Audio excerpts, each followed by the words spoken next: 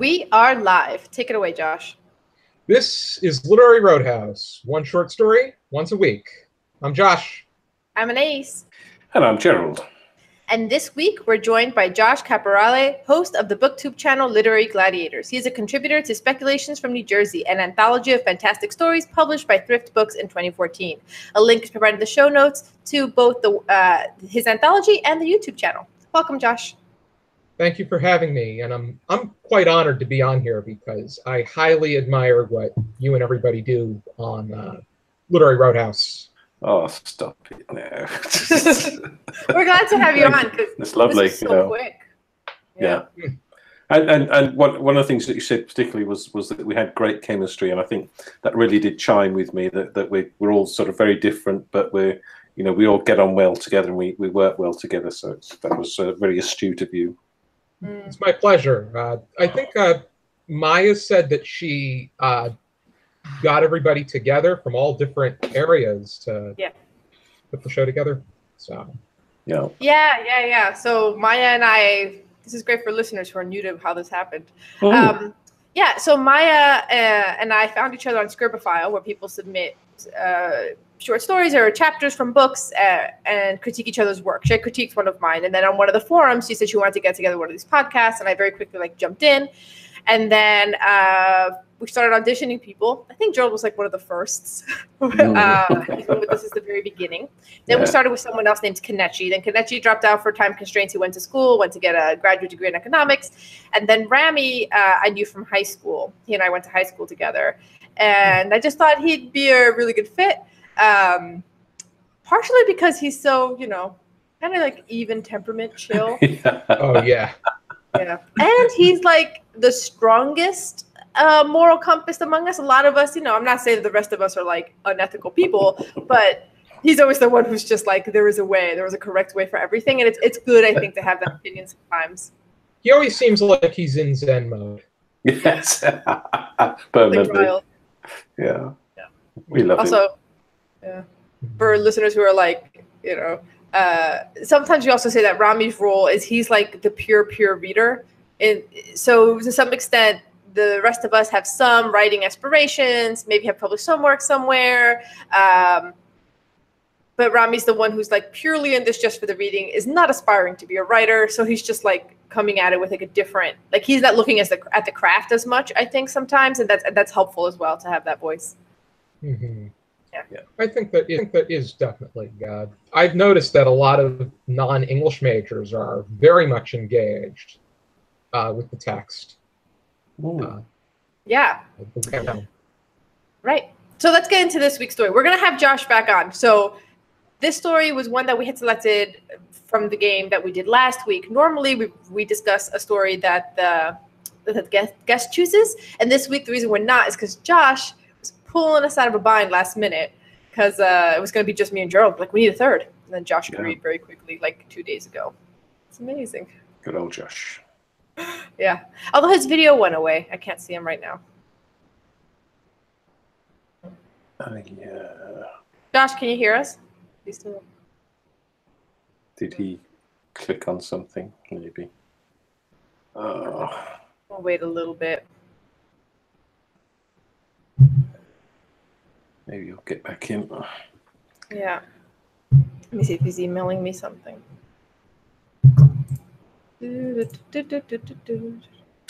Song stuck in my head. It's a musical interlude. Yeah, musical interlude. Drake. I worked out a few hours ago, and it was on a Spotify playlist. That song was on there. Yeah. Okay.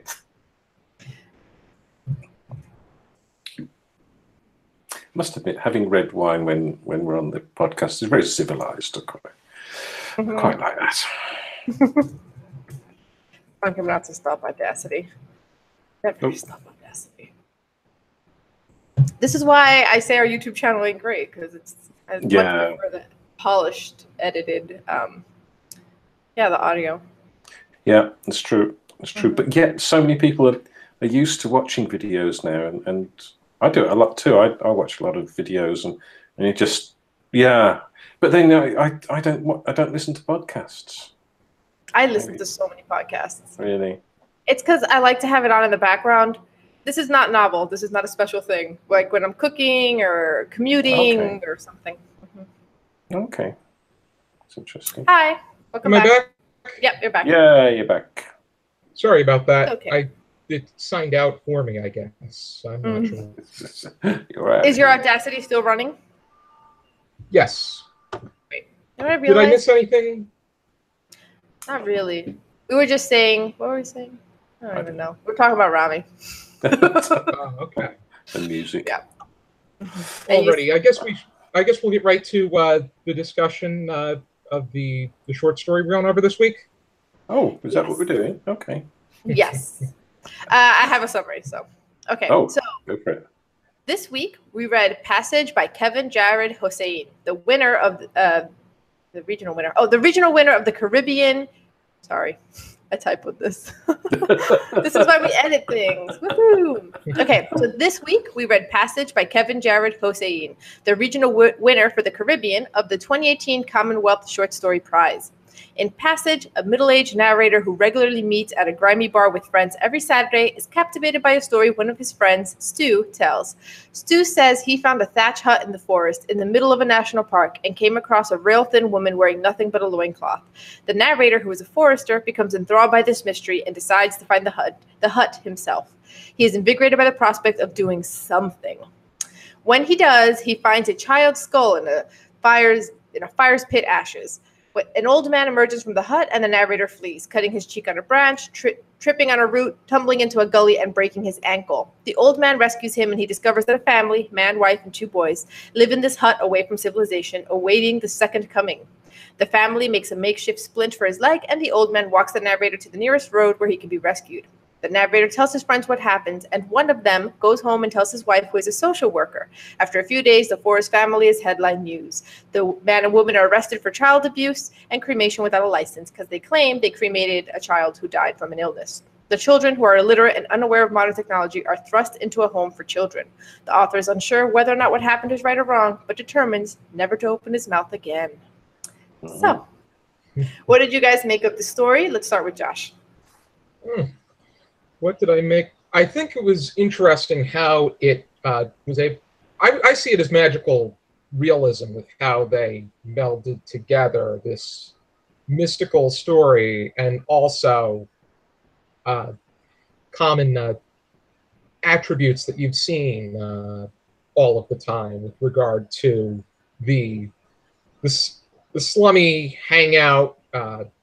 Even though you also have to take into account that this is Caribbean literature set in Trinidad, so the way that the mind is set, I came into it a little bit differently, but otherwise I felt that, I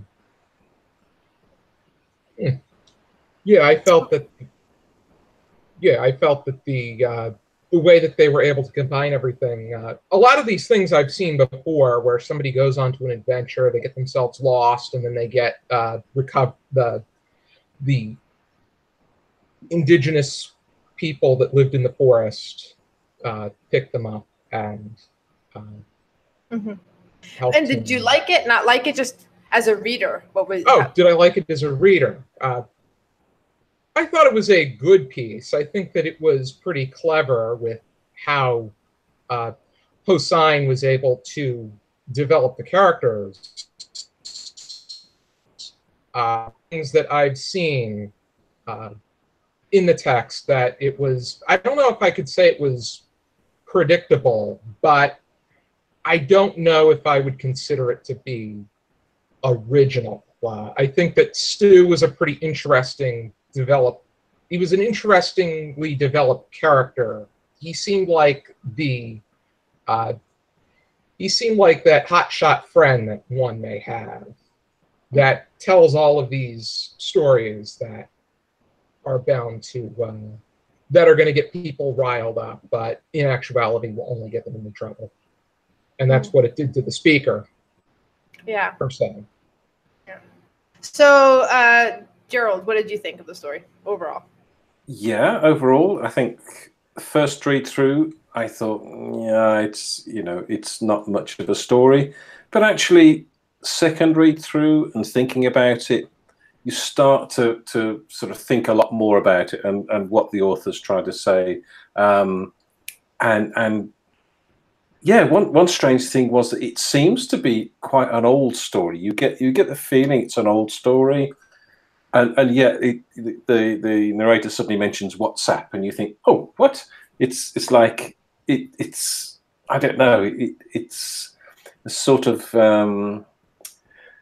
it sort of didn't fit in a way. It's sort of all the modern sort of references didn't really fit into that story. But yeah, on second and subsequent reading, I like it more and more as I go along. I did think it was pretty funny when he used the term selfie stick enthusiasts. Yes. To refer to the tourists. You know what's so funny? I feel like I had a completely different emotional response to it. So, Josh mentioned that for him it was magical realism. For me, it was pretty realist. And it's a little bit, I think, because of what Gerald was just saying, where Gerald's like, I felt old, but then all of a sudden there's WhatsApp. And I'm like, I lived 7 years in Costa Rica. I actually saw a golden tree frog. So when it said, let me tell you, that was a heck of a hunt. That was like down the Osa Peninsula. It's like where a primary rainforest is. That was a hunt. And we got it. You can only see them at night. Anyway.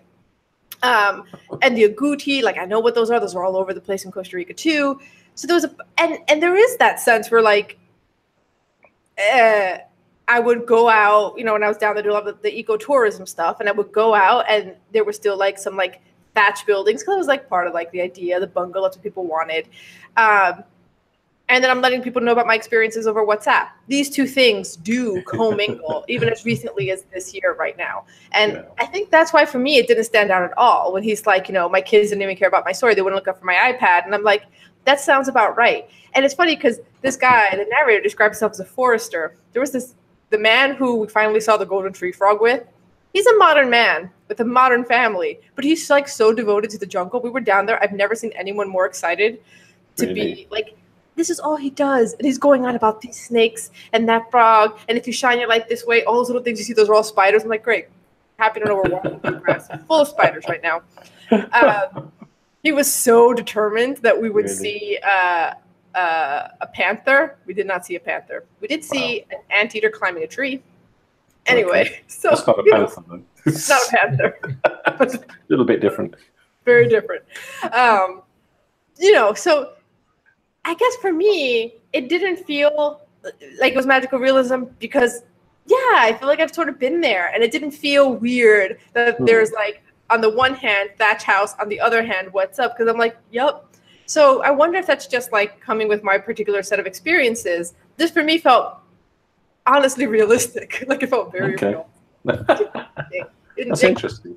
Yeah, because it's dependent on our experiences. I can see why this would seem like magical realism when it seems like this forest is mythical compared to the rest of the story, right? Yeah. I get it's almost fairy tale like, yeah.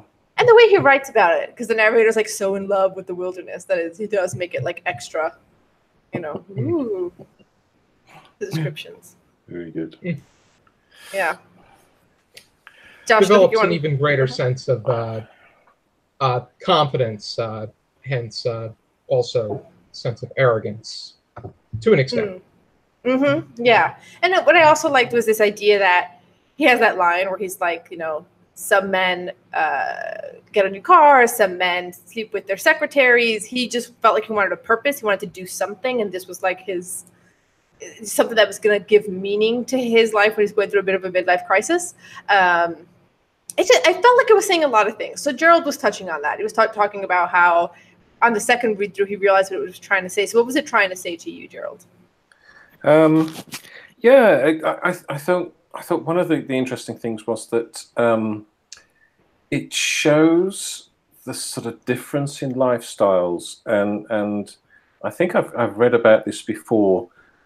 When it's almost like the original missionaries when they go into the Amazon jungle and they've got perfectly happy little society of people who are living their lives without a problem, and then they come and say, you need God in your society and in your village, and that sort of changes everything, and you need to wear clothes and you need to put a hat on or something. So, and it's a bit like that because they're living their life.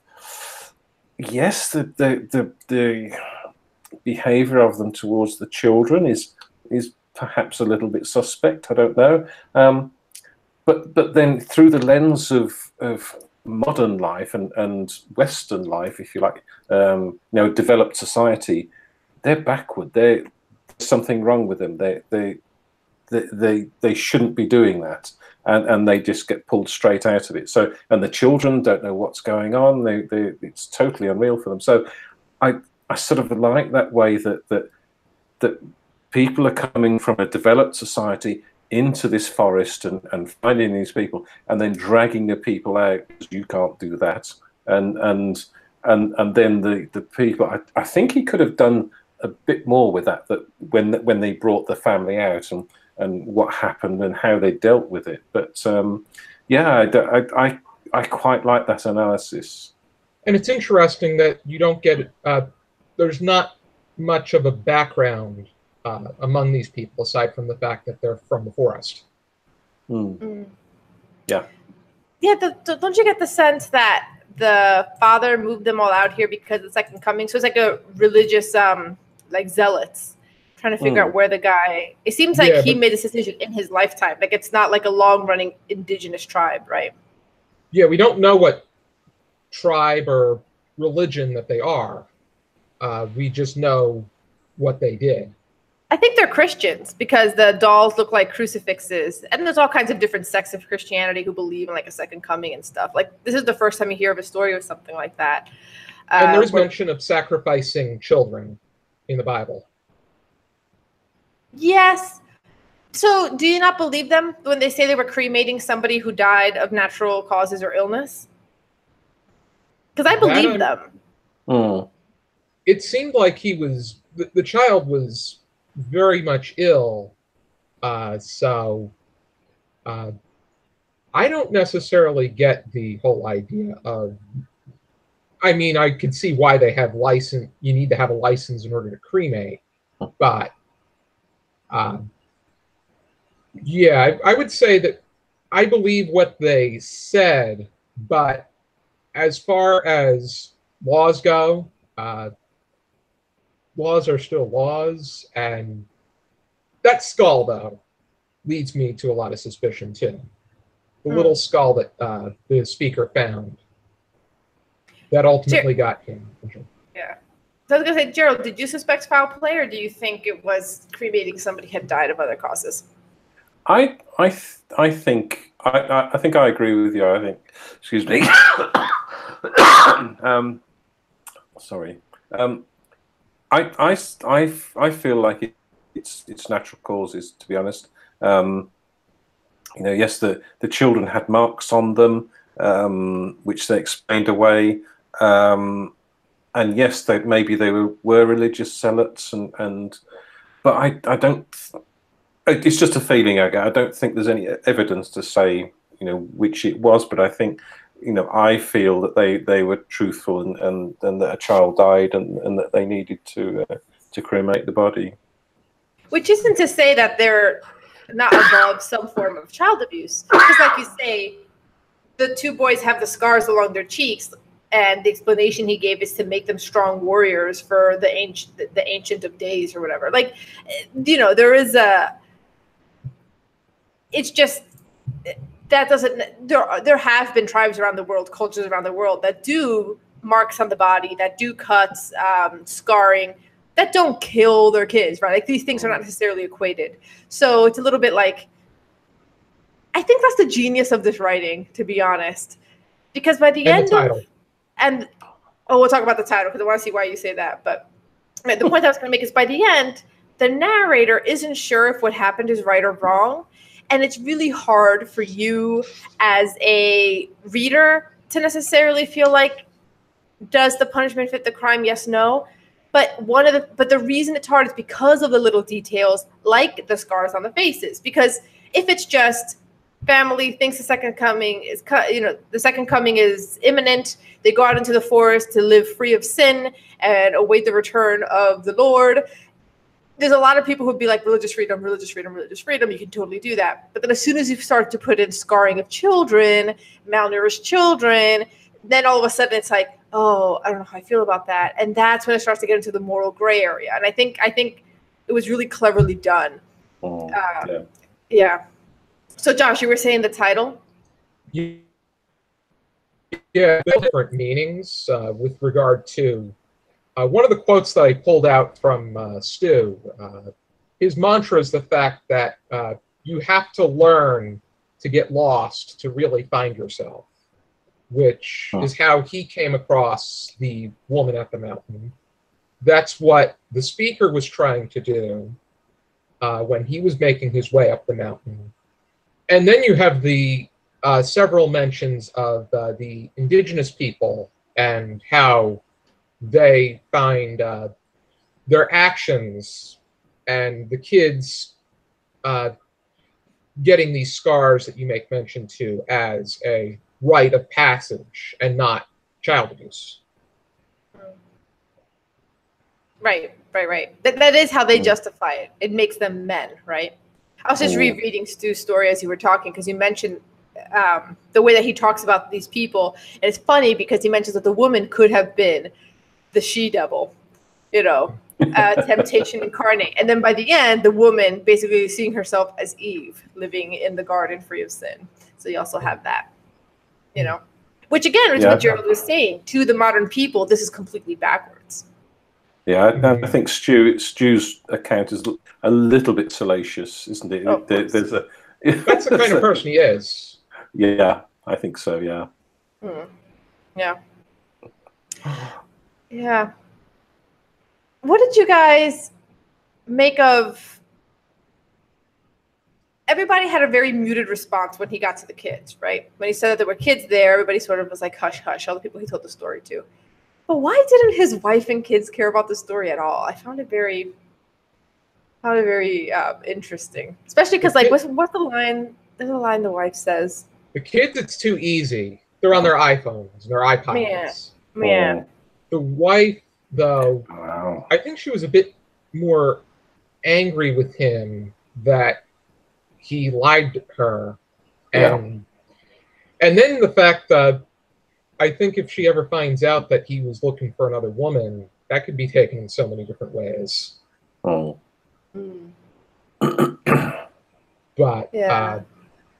I think there was more on her mind than what he felt was an interesting expedition or something that can be seen as an epiphany during the midlife crisis.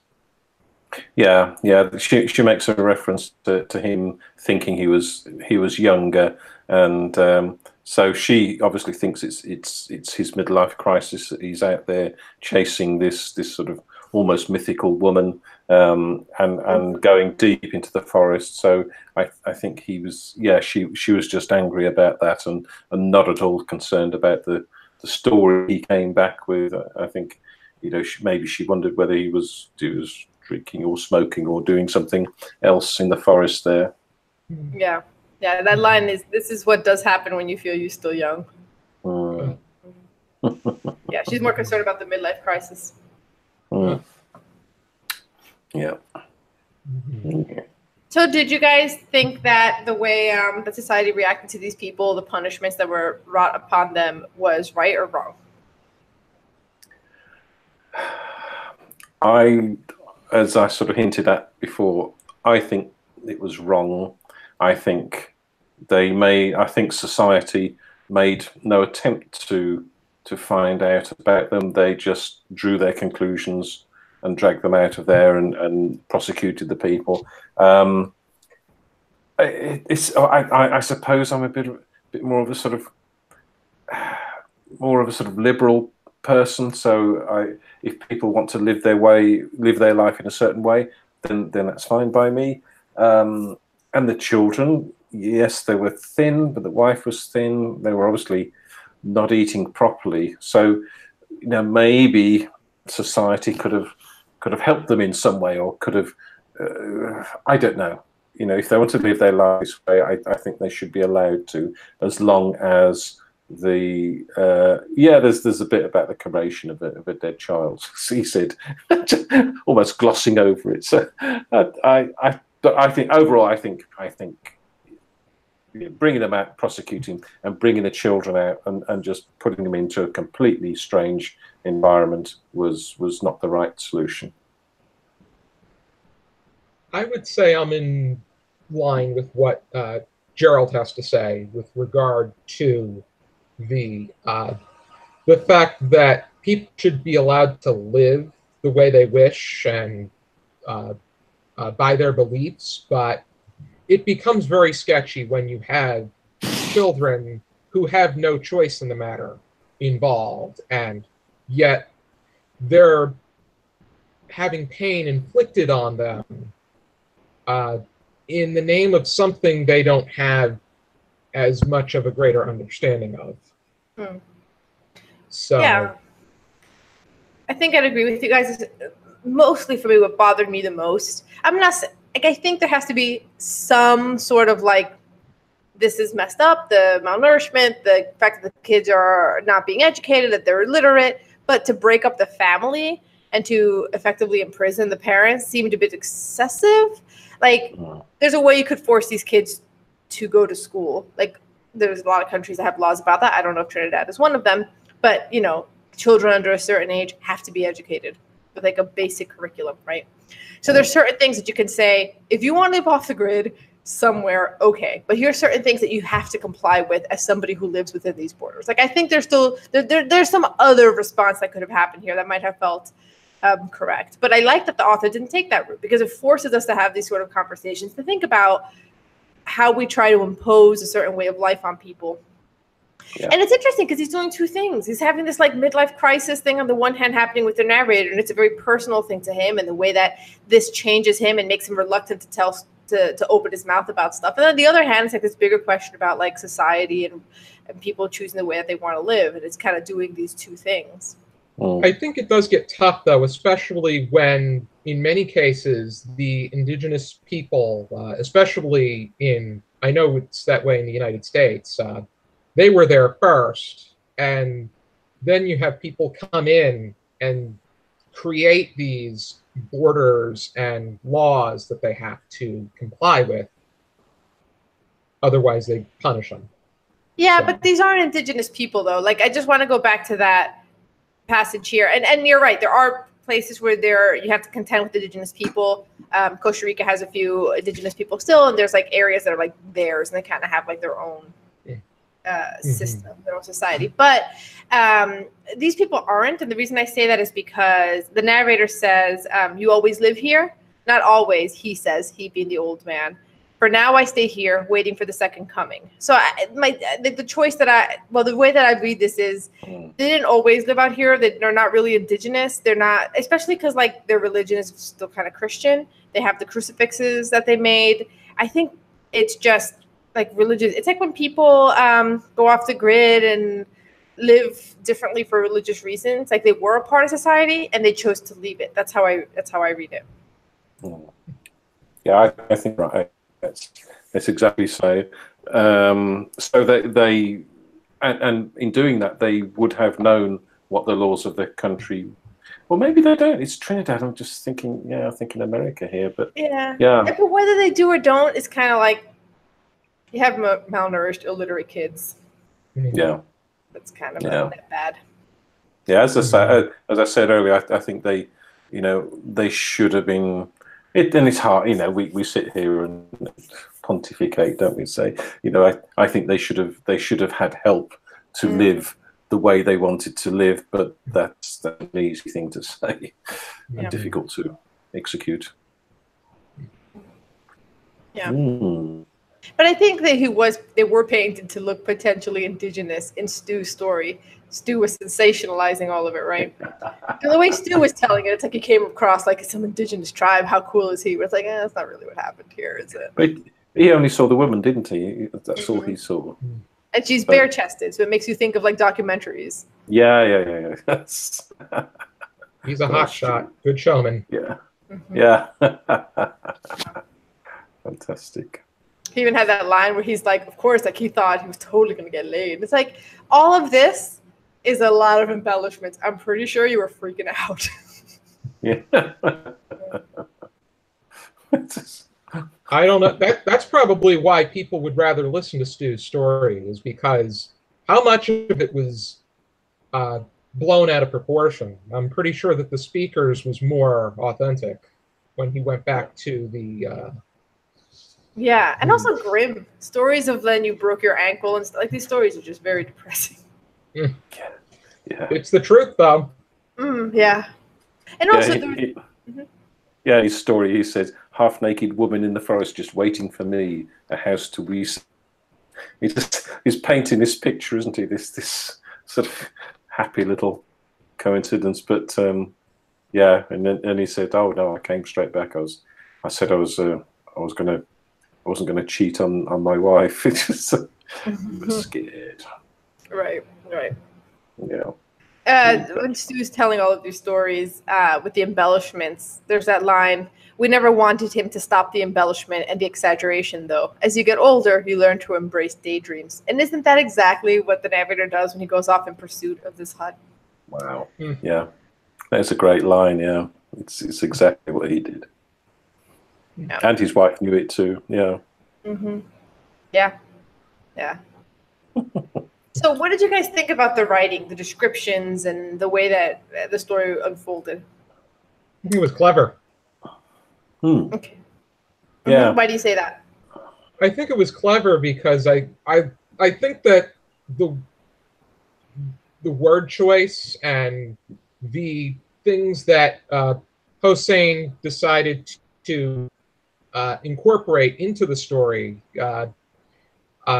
both the things, the natural details of the environment around him, and also the details that put us into the time and place, which included the electronics, the iPad, the selfie sticks.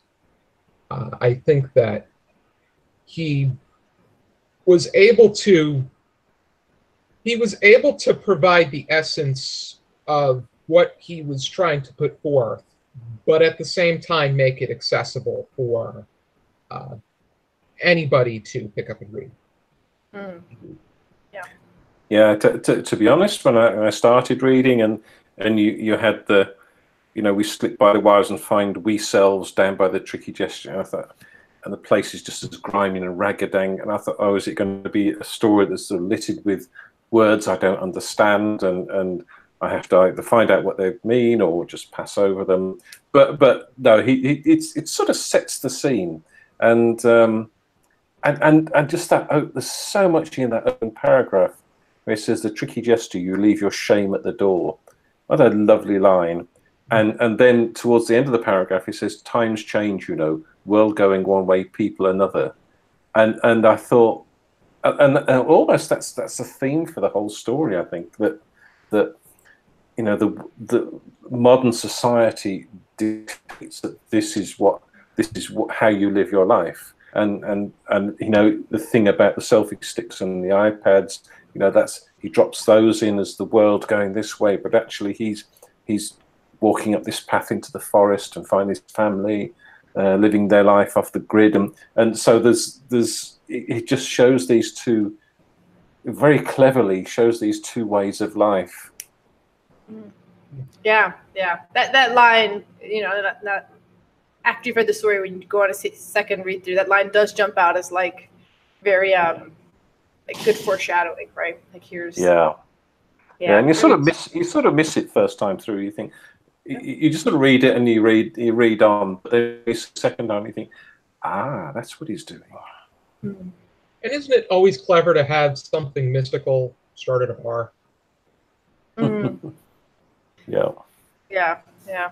The whole idea that a bar is usually somewhere people go not just to drink, but to vent and relax, and you're bound to get some kind of story of that nature that is gonna that's gonna lead to a somewhat of a reckless adventure, unplanned, all that. Yeah. I also thought he set the mood very well for the whole hike. Very quickly, he was tired. It was gray. Like there was just like a consistent mood and tone to the story that I think gave it a lot of flavor, which is a weird way. I don't think I've said that before about a story, but it had a flavor to it. Like it had a very distinct sort of emotional world you were supposed to inhabit. And the way that he describes the rain, it felt so much longer when I read it, not in a bad way, just like I was very immersed, and it's actually quite short. It's when he says, the rain is different in the wild, chaotic. It doesn't like to cooperate. Rain is a selfish, indiscriminate creature. In wide spaces and cities, in streets, the rain is simply a blanket, but in the forest, it is a cage.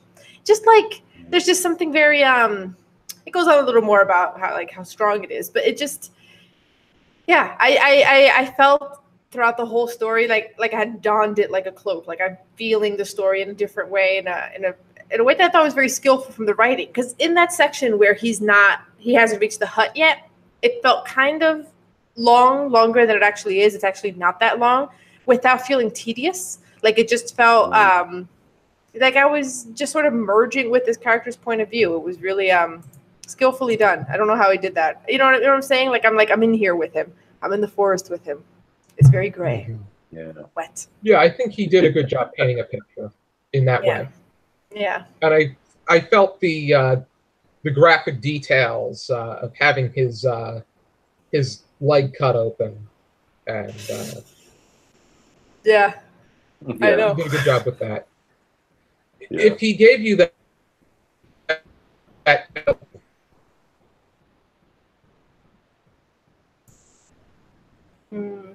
You cut out a little bit. What were you saying? If he gives you that kind of feeling, that's a good thing. Oh yeah, I out loud went. Yeah. Mm-hmm. Oh yeah. Oh yeah. I'm trying to find where it is. It's right. Yeah, he cracks his leg, steals myself before rolling up his pants. Yeah, the gash was wide open, almost flapping like a mouth. The bone pierced right through the skin. It ain't even look like bone. It looked like plastic, like it ain't belong beneath flesh. That's the rain that pouring on the wound. Yeah, that's what I would. Yeah, I had a very loud physical reaction. Vivid image, yeah. So good. Yeah. So, is there anything else we want to say about the story before reading it? Anything about the story? I think that it, knowing a bit about the author and his background is, I think that's a bit of a help. And knowing that you're going to be reading a story set in Trinidad is helpful. Yeah. Yeah. Good point. Gerald, anything else, or you cover everything? I think we've done pretty much everything. Okay. Yeah. So we rate from 1 to 6. Josh? I would give it, I'd say a 4.5, because I think that it was good. It was clever, which I'm going to say for the umpteenth time, but I didn't think it was terrific. I think there were things that could have been better, but I still think it was an interesting read. That's interesting. That's interesting because I started at a 5, and as the more we discussed it, the more the score crept up, and I'm going for a 6. Wow! Because I've got so much out of the story after, because when you think about it, when you think about the story, you think, oh yeah, it's just this little tale, da da da. But when you discuss it and you think, oh yeah, I saw that, and then oh yeah, I remember that, and there's such a strong message, and it's dealt with in such a clever way, and lots of little hints dropped along the way. Yeah, 6, top of the shop. Now I don't know. I'm torn between a 5 and 5.5. I came in at a 5, and you're right. The more we discuss it, the more I'm like, oh, look at all these little gems. Look at this little genius line here and there. Gotta be 5.5. Yeah, it's one of those stories that the more you dig, the more you're like, wait a minute, I see what you did there now. Yeah. I guess I'll give it a 5.5. I really liked it. It's weird because it's not normally when I give high scores, it's because I'm buzzing. I'm buzzing afterwards. I'm like, oh my God, that was, and this one didn't make me buzz, but it's just like, I still felt it. Like I said, it's like you put it on. It's like he's just so good at the mood, so good at the descriptions, and he did a lot of really clever things. Like like I see White won the award with all these little things he popped in there. Yeah, and when you were talking about the rain, and I sort of went back and read back at that, and I thought, oh, that's really clever. It says, you know, the rain is different in the wild, chaotic. It don't like to cooperate. You think, there you go again. There's something else out there. Things are different. I think it was that particular line that bumped me from 5.5 to 6. Wow. The rain. Yeah, the rain's chaotic out there. So there you go. Yeah. The more I think about it, the more I'm like, this story also kind of like brought out, like we've discussed a lot of stories together. So Josh, like, this is your first time discussing it with us. But Gerald and I have discussed a lot of stories together over the literal years. And I feel like it brought out the best in us as people discussing a story. Like I've seen you go in this story even deeper than you normally do, which is normally quite deep. Like it just like forces you to like, maybe it's the hour. Maybe it's because it's wine o'clock. Maybe. I do think you get a lot more out of discussing any particular work. Any genre, too. Yeah. On the book club, that happens a lot. We'll come in like, I don't like this story. Then by the time we're done discussing it, we're like, we love it. Whoa, great story. Yeah. What? Yeah, that happens on the book club all the time. Yeah. My opinions don't necessarily change, but I know that it's funny when I can't stand something. And everybody else agrees. Yeah. Actually, there was one, I'm thinking, we've had a couple book club ones, or actually weekly ones, where 3 out of the 4 hosts hated it. 1 person loved it, and they're like the champion for the whole episode. Those are good episodes. Because the 3 people who hated it are like, no, actually, a few times it's been either just me or just Maya, who are the lone wolf who loves it. Rami is often the lone wolf who hates it. So when you hate something, oh boy! I noticed that with Kew Gardens. Yeah. With what? Kew Gardens. Kew Gardens. I think he was that one. Yeah.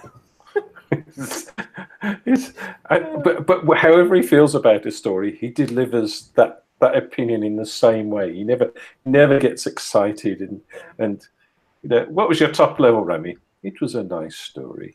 Just think that's praise from Rami. So let's do the game. Okay.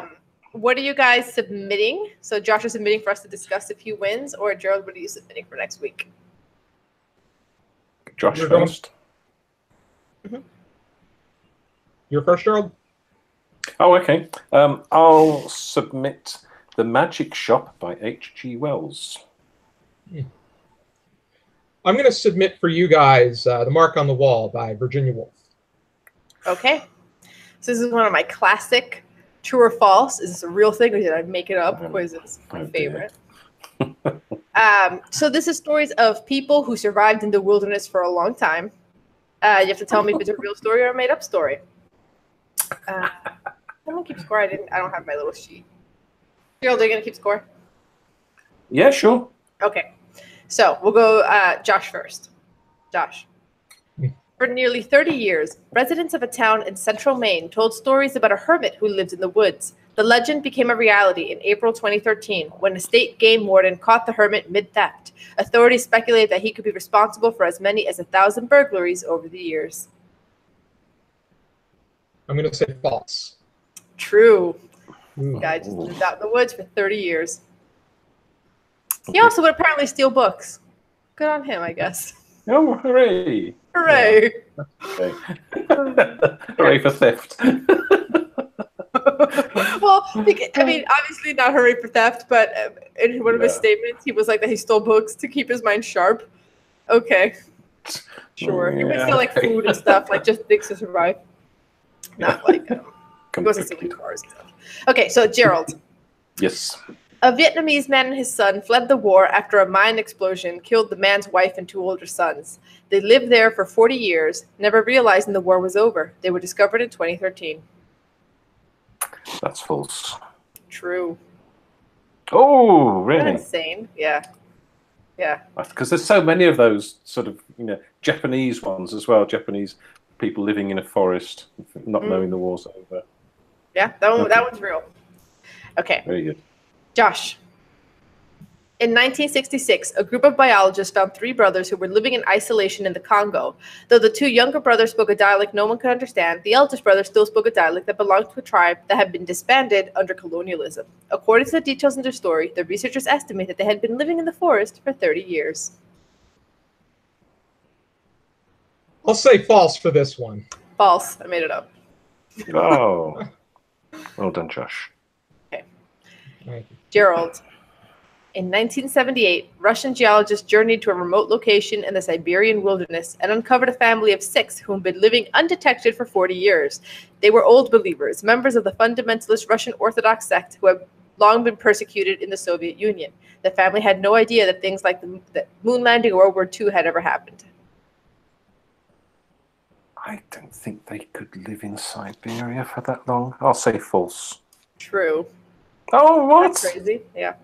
Yeah. And this is one of those cases, a lot of times people live out in the woods for a long time and then are reintegrated in society. They very quickly die in society. So when this family was brought back, a lot of them very quickly, like once, they weren't really like fully reintegrated, but like once they interact with other people, they start dying very quickly. It's like strange. Yeah. Only one of them survives and she still lives out there. She's 70 something.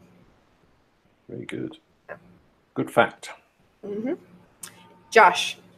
In 1995, a small group of people bought a large piece of land in Wales with the intention of making it a commune. Among these survivalists was Emma Orbach, an Oxford-educated woman who now lives in a Hobbit-style hut that she made herself. She divorced her husband, grows her own food, produces her own power, and prides herself on living without the benefits of societal rules. True. That is true. Yeah, it sounds true, yeah. Okay. I had 9, but I'll only do 6 because I had 9 because of Rami. So this is the last one for Gerald. 4-year-old Chadi disappeared in a jungle in Myanmar with her cousin, but the latter girl was found 5 days later. In the following years, there were some stories of a long-haired girl with long fingernails seen in the jungle, but nobody could catch her. She was discovered in 2012, 38 years after her disappearance. Myanmar. I'll say false. True. Really? Yeah. The next 2 were going to be false, and the last one was a girl who got lost in the Cambodian jungle, a similar story, and then was found 19 years later. Yeah. Wow. Yeah. Excuse me. Okay. So, who won? Josh. Josh won 2-0. Woohoo! So, Josh, what are we going to read next week? Next week, you guys will be reading The Mark on the Wall by Virginia Woolf. Okay. But before you go, venture into the wilderness of internet commentary and leave your mark and thoughts on this story at our website, literaryroadhouse.com, or on Twitter at LitRoadhouse, or our Facebook group for fans, the Literary Roadhouse Readers. Looking for more chewy, deep plots and the jungles and mystical frogs, join the Literary Roadhouse Book Club, where we discuss full fiction novels. Next month, we're jumping on the hype train and reading Crazy Rich Asians by Kevin Kwan. Dear listener, we may have overly identified with the shack made of daub and wattle, which is like sticks and clay. Help us upgrade out of our podcast huts by making a contribution on patreon.com/Literary Roadhouse. Every bit helps. I mean, really, like just $5 a month, that's perfect. And as always, share this podcast with the bare-chested women living in your forest. Until next time, read a good story.